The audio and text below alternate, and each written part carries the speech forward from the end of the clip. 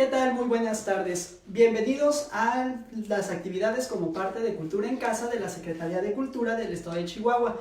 Y hoy damos inicio a nuestro primer taller titulado Inventa tu lengua. Entonces, el objetivo es tener una cantidad de sesiones en el cual les vamos a explicar cómo funcionan las lenguas, qué sonidos tienen, cuál es su estructura sintáctica, cuál es la semántica, cómo funcionan todas las lenguas naturales para que ustedes puedan crear una lengua en casa. Entonces, es una herramienta didáctica que les puede servir para pasar el tiempo en familia, para convivir, para jugar un poco, para darle vida a sus seres a una sociedad ficticia de las novelas, de una película que tengan en puerta, lo que ustedes quieran. Entonces, aquí vamos a estarles explicando paso a paso qué es una lengua construida o un Conlang, como se le conoce, y pues con el objetivo de que ustedes puedan crear el suyo.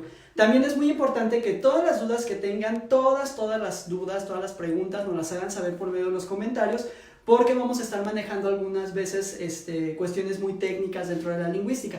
Entonces, si les queda duda,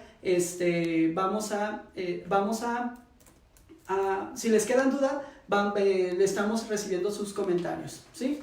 Entonces, vamos a esperar unos minutos para empezar el taller sobre el Conlang. Bueno, ¿qué es un Conlang? El Conlang viene de lo que se conoce como Constructed Language, es decir, lengua construida, donde toma las iniciales de las dos palabras y se forma la palabra Conlang.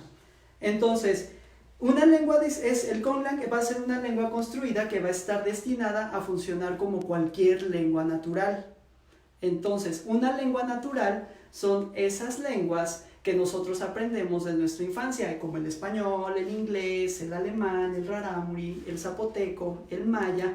Esas son las lenguas naturales. Entonces, una lengua que ya tiene todo un sistema, que ya tiene toda una tradición, que ya tiene toda una historia, y nuestro Conlang lo vamos a hacer parecer a esas lenguas naturales.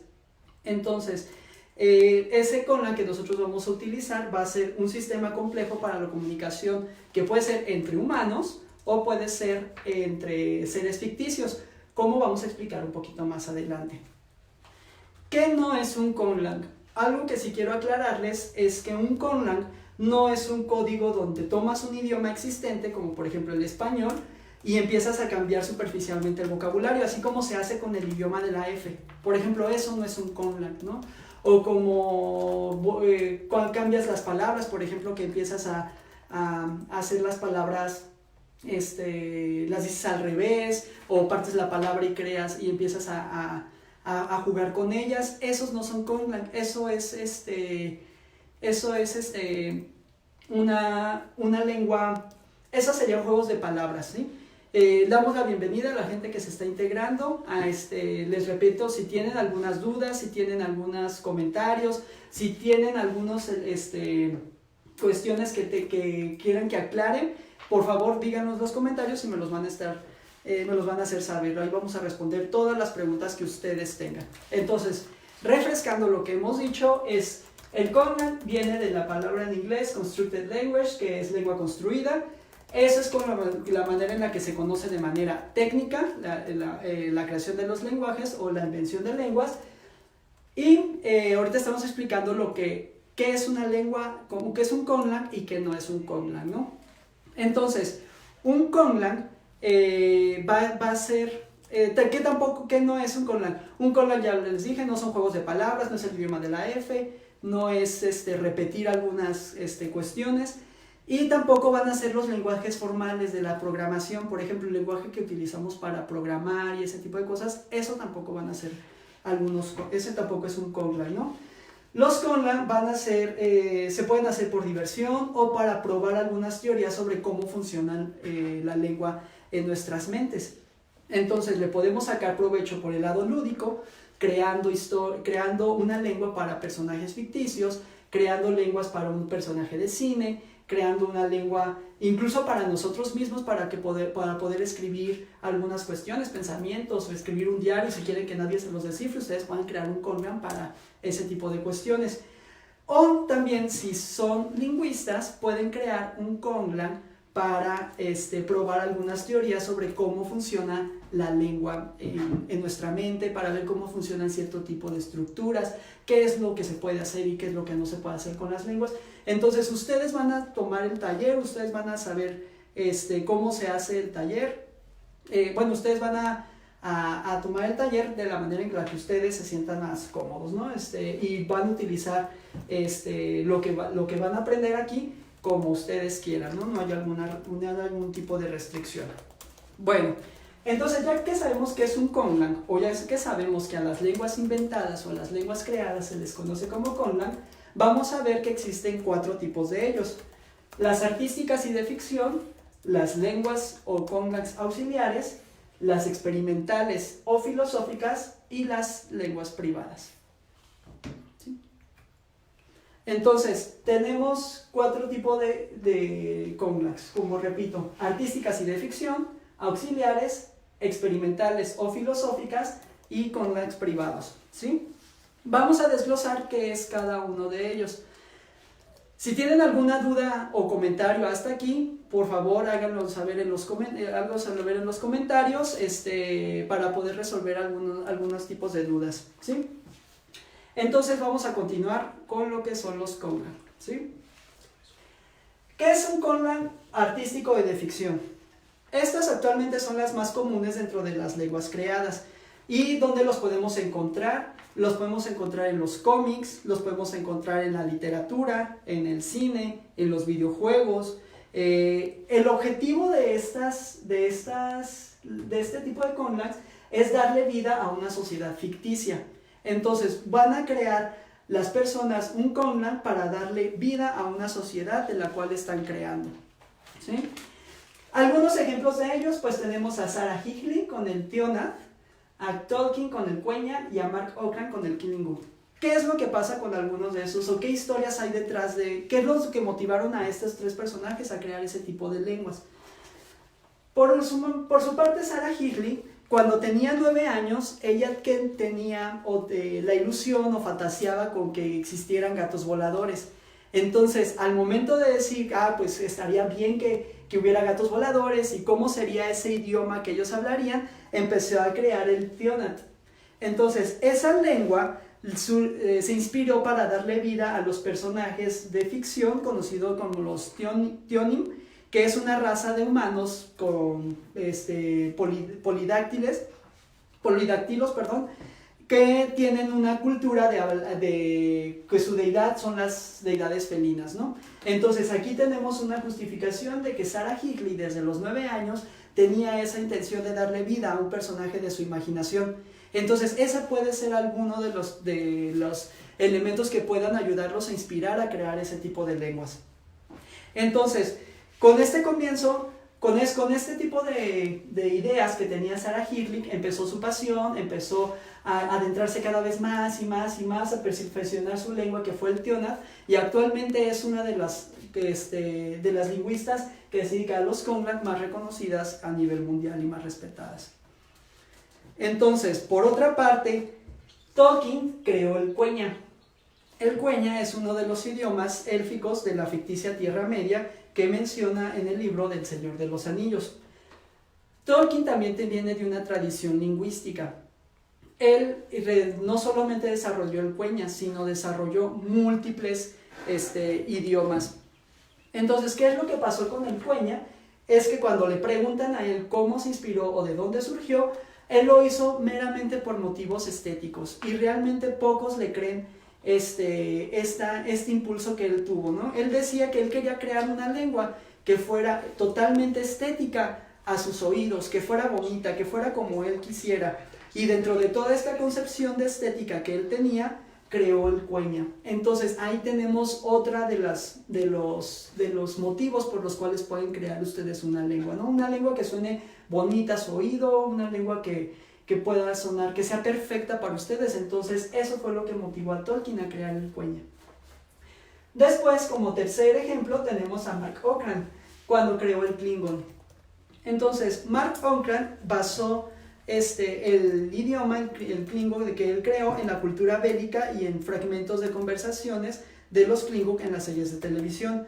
Entonces, para los que conocen este tipo de idiomas o para que los que lo han escuchado, el idioma suena muy gutural, suena muy duro, es un idioma que suena muy seco, incluso se podría decir. Entonces, él incluso rescata lo que hacen las lenguas naturales, pero son rasgos poco comunes, aunque útiles en los idiomas del mundo para crear este idioma. Entonces le dio vida le dio voz, a los Klingon a través de este idioma que es muy bélico, que es muy aguerrido.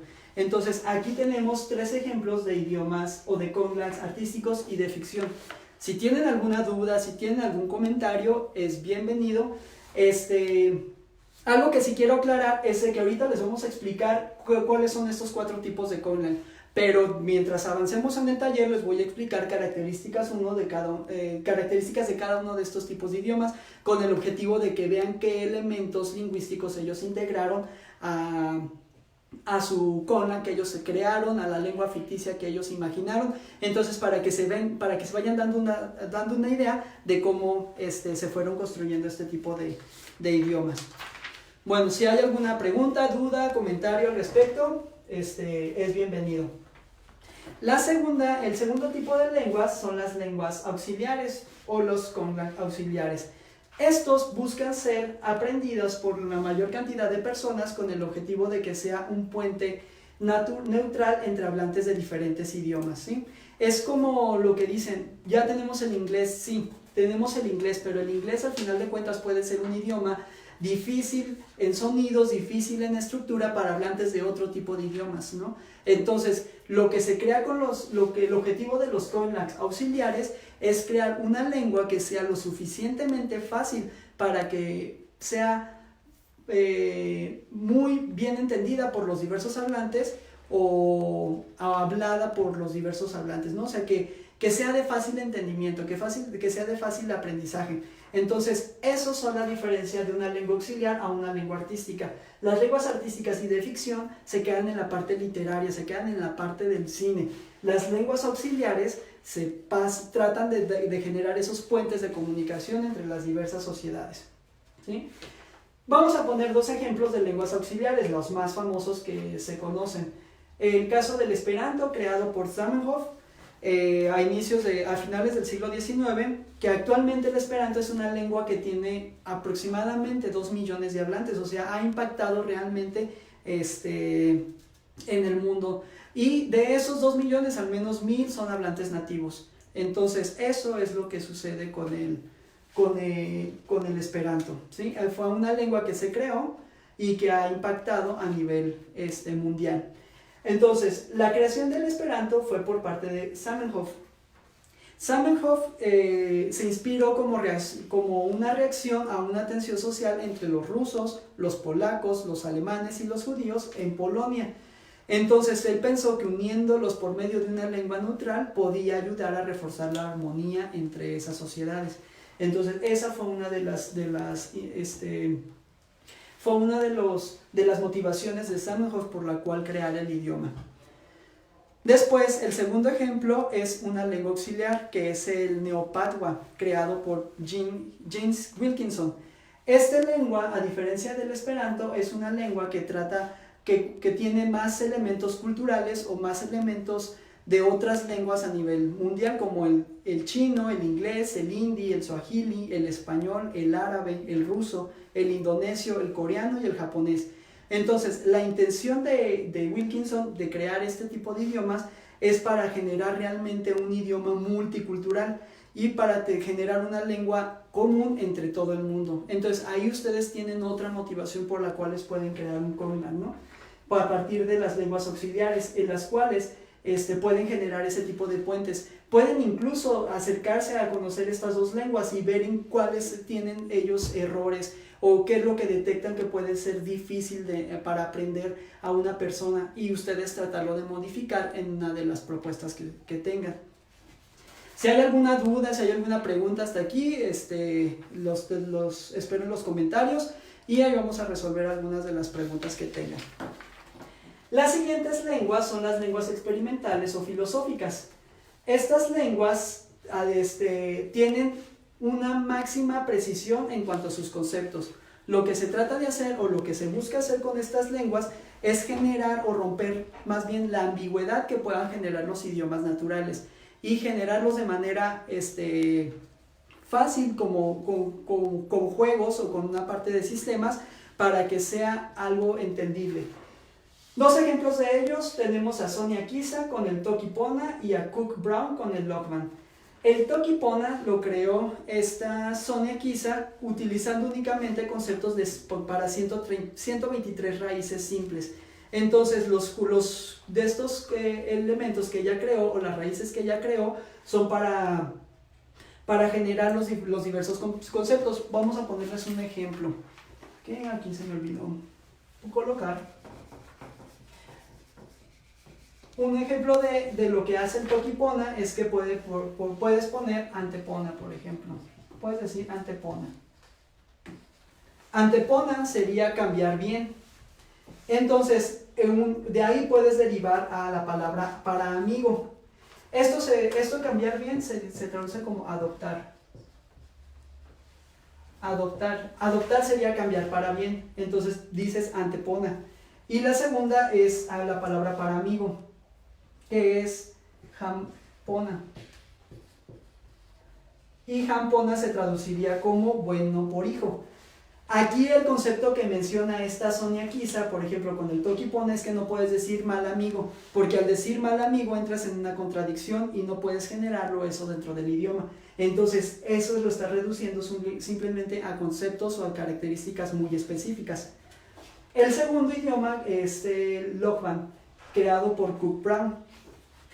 Lockman es un lenguaje lógico y su objetivo es la máxima precisión y sin ambigüedad. Es decir, este idioma no va a tener palabras parecidas entre sí, ni como allá y allá, o no va a tener palabras con múltiples significados, como por ejemplo la palabra banco, que puede significar la institución bancaria o el lugar donde te sientas, o sea, no va a tener ese tipo de palabras, o tampoco va a tener palabras que difieran en signos de puntuación, como la palabra más, que puede ir con acento o sin acento. Entonces, todo ese tipo de cuestiones, eso se va a eliminar con el Lockman. Entonces, tratas de erradicar todo ese tipo de cuestiones. Aquí nos den una pregunta: ¿cuál es el papel de las comunidades de habla en cada una de estas clasificaciones? Las comunidades de habla básicamente entran en las lenguas auxiliares. Entonces, porque aquí estás generando comunidad de habla. En las otras tres clasificaciones no estás generando comunidad de habla. Es decir, aquí tú estás creando una lengua con el objetivo de generar para darle vida a personajes ficticios, aunque pueden ser comunidades de hablas, pero ficticios. O sea, realmente estas lenguas, como por ejemplo el Klingon, el Quenya, sí se están hablando, sí están siendo aprendidas, pero el objetivo de Tolkien no era ese, ¿no? Digamos que el Klingon, sí, hay muchos hablantes de esa lengua actualmente, entonces pasaría a ser una lengua auxiliar. Podría moverse en ese sentido. En las lenguas auxiliares, el objetivo de ellas es generar comunidades de habla, que puedan romper esos límites de la comunicación que generan actualmente los idiomas naturales. No sé si respondí su pregunta, y si tienen alguna otra pregunta o si tienen alguna duda, los esperamos en los comentarios. Bueno, como les decía, tenemos hasta ahorita estas tres clasificaciones: las lenguas artísticas y de ficción, las auxiliares y las experimentales o filosóficas. Entonces, esto es en la ciencia ficción, cine, literatura, novelas, todo ese donde generes ambientes ficticios. Las auxiliares para romper la comunicación universal, las experimentales o filosóficas para romper todos esos elementos ambiguos que puedan generar las lenguas. Y del cuarto tipo, que actualmente ya no es tan recurrente, son las lenguas privadas, que son esas lenguas que nacen con el fin de comunicarse con los espíritus. Entonces, estas lenguas privadas son los conclaves más antiguos que se conocen, y es con ese fin, ¿no? Con el fin de comunicarse con las deidades, con los dioses, con el fin de crear, por ejemplo, la lengua de los ángeles, la lengua de los demonios. Esas son las lenguas privadas, que eso es lo que tienen esa característica. De hecho, el conclave más antiguo que se conoce tiene aproximadamente 900 años, se creó en el siglo XII, por Hildegarda de Bingen, que era una monja alemana que creó la lengua ignota. Esta Hildegarda experimentaba visiones, y todas esas visiones que ella tenía los registraba en textos teológicos, que se asume que su lengua ignota podía ser motivada por esa clase de inspiración divina. Sin embargo, actualmente se desconocen el por qué esta Hildegarda de Bingen creó la lengua ignota, ¿no? Pero ahí ya tenemos, por ejemplo, una de los ejemplos de las lenguas privadas, ¿no? Que es esa comunicación. Ella tenía visiones, ella tenía ese tipo de cuestiones y los escribía en lo que era un Kongan.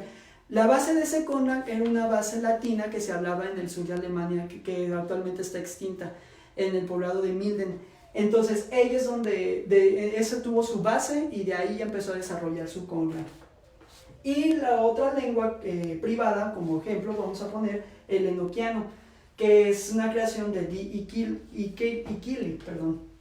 Entonces, esta lengua se describe como que es la lengua de los ángeles. El objetivo fue lo que ellos mencionaron, se creó en 1581 con el objetivo de comunicarse directamente con los ángeles, para generar un puente de comunicación entre los ángeles y la humanidad. Entonces, hacia 1582, el vidente Kili empezó a comunicarse con estos supuestos ángeles, y empezaron a hacer toda una grabación de conversaciones espirituales. Entonces fue así como afirmaron que era un idioma angelical, que llamaron enoquiano. Entonces empezaron a generar alfabetos, empezaron a generar sesiones de escrutinio, empezaron a recibir textos, empezaron a generar tablas de ángeles. Todo ese tipo de cuestiones lo hicieron. Esta lengua actualmente es utilizada, o se puede utilizar por medio de videntes, psíquicos, hechiceros, con el objetivo de predecir el futuro, y consiste en reflexionar sobre las características de los mensajes. Entonces, aquí ya tenemos los 4 tipos de Kongan: las artísticas y de ficción, las auxiliares, las experimentales o filosóficas, y las lenguas privadas. Entonces, ¿alguna pregunta, alguna duda? Déjenlo en sus comentarios y se las vamos a responder. ¿Sí? Bueno, el siguiente punto: ¿de dónde crear una lengua? O sea, ¿qué es lo que yo voy a tomar como base para crear una lengua? Ya sé que existen estos 4 tipos. Probablemente ustedes como tarea se pueden llevar el reflexionar sobre qué tipo de lengua quieran crear. Quizás ya tienen una novela, quizás tienen algunos personajes, quizás tienen no sé, incluso amigos imaginarios, no sé, lo que ustedes quieran, o igual y pueden empezar a jugar creando una lengua auxiliar como propuesta para una comunicación con diversos hablantes. No sé, ustedes tienen ahí ustedes piensen lo que ustedes para qué quieren crear su Kongan. Bueno, ¿de dónde crear la lengua? Adrián, hay una pregunta. Dice, ¿una lengua natural se puede pasar a una privada? Una lengua natural se puede pasar a una privada. Es decir, que tome como base la lengua natural para hacer una lengua privada, sí. De hecho, ahorita vamos a ir a explicar un poquito de eso. Las lenguas privadas, que al ser la comunicación con los espíritus, tú puedes agarrar una lengua natural como base. Pero ojo, acuérdense lo que les dije, lo que era el Kongan, ¿no? No es nada más modificar el vocabulario, sino tomar la lengua como base. Y al tomar la lengua como base, puedes empezar a generar toda la estructura de la lengua. Sí se puede hacer así, en ese sentido, siempre y cuando la intención sea esa, la comunicación con los espíritus. Porque si la lengua que vas a crear va dentro de un ambiente ficticio, entonces se convierte en una lengua artística y de ficción, ¿sí? Entonces eso es una pregunta muy interesante, y ahorita vamos a ver de dónde vienen o de dónde vas a crear la lengua. Bueno, los Kongan van a surgir de 2 maneras diferentes. Si hay alguna pregunta, si hay alguna otra pregunta, si hay algún otro comentario, no duden en escribir. Bueno, hay lenguas que se pueden crear a priori o a posteriori. Entonces, van a tener como base esas 2 cuestiones. Las lenguas a posteriori van a estar basadas en la existencia de una lengua o unas lenguas, como el Tipisari de Travis, que utilizó la gramática inglesa y el sistema de sonidos del criollo francés, y lo que hizo él fue un sistema de escritura altamente creativo. Esa es otra de las cuestiones que ustedes pueden hacer. Es decir, bueno, eso lo vamos a ir viendo con el taller. Ustedes, la mayoría de nosotros, tenemos como lengua materna el español. Entonces, lo más lógico sería que tomar la estructura del español como la lengua base y a partir de ahí generar la lengua que nosotros queramos crear. Pero eso también es un poquito hacer trampa, y eso se los voy a explicar en las siguientes sesiones, qué es lo que pasa si tomas como base tu lengua materna para crear una lengua. Eso no es tan recomendable, por así decirlo, ¿no? Y entonces lo que sí es recomendable es que empiecen que conozcan otras lenguas, que por ejemplo pueden meterse a YouTube, pueden buscar ahí cómo suenan otras lenguas, cómo suena el árabe, cómo suena el suajili, cómo suena el zapoteco, el maya, el quechua, y ustedes se vayan empapando de esos sonidos. Lean sobre las lenguas, qué características tienen. Eso es lo que les puede ayudar a desarrollar mucho la imaginación sobre qué es lo que quieren crear con su lengua, ¿sí? Bueno, entonces tenemos las lenguas a posteriori, que es tomando como base una lengua. Y las siguientes son las lenguas a priori. Las lenguas a priori están hechas desde cero. Ahí sí no tenemos como base ni una sola lengua y nosotros vamos a desarrollarlas desde cero. Y eso realmente no es una tarea imposible, pero es una tarea muy desafiante, sobre todo porque requiere de mucha comprensión de la lengua materna que nosotros hablemos para saber cómo vamos a inventar nuestra lengua. Entonces, algunos ejemplos de estas lenguas: el Kelen, el Klingul, el Taruben, esas son lenguas creadas desde cero. Entonces, eso es el objetivo esos son los dos tipos de lenguas, o de bases, más bien, esos son los dos tipos de bases de donde nos podemos agarrar. Podemos agarrarnos a posteriori, es decir, ya con una base de una lengua natural, y escoger alguno de estos tipos. Por ejemplo, crear una lengua privada, por ejemplo, ¿no? Entonces, pero vas a hacer a posteriori o a priori. Entonces, si es a posteriori, ¿qué lengua puedes agarrar? Puedes agarrar incluso el celta, puedes agarrar el latín, puedes agarrar el hebreo, que son lenguas rituales, por así decirlo. Puedes agarrar el américo, puedes agarrar ese tipo, esas lenguas que se consideran lenguas rituales, por así decirlo, o puedes empezar desde cero, pero sí el objetivo es que el Konglan que vayas a crear funcione como una lengua natural. Eso no se les vaya a olvidar. Si en el momento de que la lengua que creen no me responde algo, por ejemplo, cómo se hacen los plurales, o cómo hablo sobre distancias en la lengua, entonces esa lengua falta pulir algunos detalles, ¿sí? Entonces no es una tarea un poco, diría, para pensar un poco, para pensar. No es tan difícil como parece, pero sí hay que echarle mucho coco, por así decirlo, ¿no? Adrián, preguntan aquí, ¿y aunque sean lenguas que inician desde cero, siguen las reglas de una lengua natural? Sí, exactamente. Las lenguas que inician de cero pueden seguir las lenguas, las reglas de una lengua natural. A eso lo vamos a ver un poquito más adelante. Yo les voy a explicar cómo funciona una lengua natural, o sea, que esto es lo que tienen las lenguas naturales. Como, por ejemplo, he tenido amigos que son lingüistas que dicen que quieren crear una lengua que vaya contra todo lo natural, ¿no? Pero es porque ustedes ya conocen cómo funciona la lengua natural. Entonces, si quieren romper todos esos paradigmas, entonces tienen que saber qué es lo que no tienen que hacer, por así decirlo. Si crear una lengua desde cero es pueden jugar más con ese tipo de opciones, ¿no? Ir contracorriente, como si lo han hecho algunos corlangueros, por así decirlo, ¿sí? Entonces, si hay otras preguntas, si hay algunas otras dudas, estamos aquí para responderlas. Bueno, ¿qué es lo que ha pasado con esto? Pues dentro de la historia del Konglan, pues lo que les mencioné es que las lenguas privadas, los Konglans privados, son los más antiguos, o sea, los primeros en desarrollarse, o de los primeros que se tiene registro, desde el siglo XII, el siglo XVI con el enoquiano. Y después tenemos las lenguas auxiliares, que esas fueron muy productivas durante inicios del siglo XX. Entonces las lenguas auxiliares, el primero de ellas fue el Volapük, creado en 1879. Después le siguió el Esperanto en 1887, después el Ido en 1907, el Interlingua en 1951. Entonces hubo un boom por las lenguas auxiliares. Sin embargo, de mitades del siglo XX hasta actualmente, el Conlang ha ido o se ha virado mucho a crear lenguas artísticas y de ficción.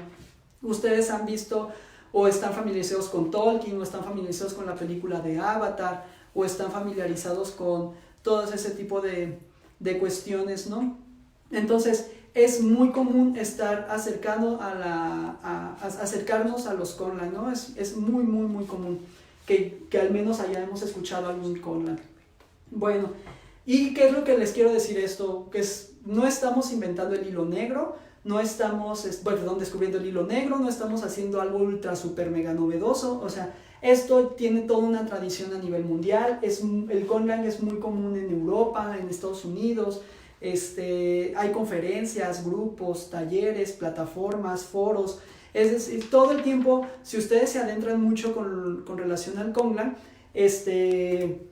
todo el tiempo pueden estar en comunicación con gente que tenga la misma pasión y nutrir la lengua que ustedes están creando, ¿no? Entonces, no se sientan solos en el mundo, es un trabajo que puede ir mejorando, y ese es la pasión con relación a los Conlang, ¿no? O esa actividad que ustedes puedan hacer con relación al Conlang. Entonces, en resumen de la clase del día de hoy, tenemos que el Conlang reciben las lenguas que son creadas, ¿sí? Ese es el nombre que reciben las lenguas que son creadas, Conlang. Existen 4 tipos: artísticos y de ficción, que son utilizados básicamente en la ciencia ficción o para darle vida a personajes ficticios; auxiliares, utilizados como lenguaje universal; lógicas o elementales o filosóficas, con el objetivo de eliminar la ambigüedad; y privadas, que sirve para la comunicación con los espíritus. Y por último, los Conlang pueden surgir de 2 formas: a posteriori, tomando como base una o varias lenguas, o a priori, que es no tomando como base ninguna lengua natural. Entonces, hasta aquí quedamos con la explicación de lo que es un Conlang. La siguiente sesión, que sería el jueves, vamos a hablar sobre cómo surge una lengua natural, qué aspectos culturales hay detrás de las lenguas, qué aspectos geográficos tenemos que considerar en las cuestiones de las lenguas, cómo las lenguas están en contacto una con otra. No olviden inscribirse al taller Inventa tu Lengua de la página de Facebook de la Secretaría de Cultura. Ahí vamos a estar subiendo material, ahí vamos a estar respondiendo todas sus dudas, ahí vamos a estar compartiendo todo, ¿no? Entonces, la siguiente sesión, el jueves a la 1, no olviden conectarse, y aquí los esperamos para resolver todas sus dudas con relación al Conlang.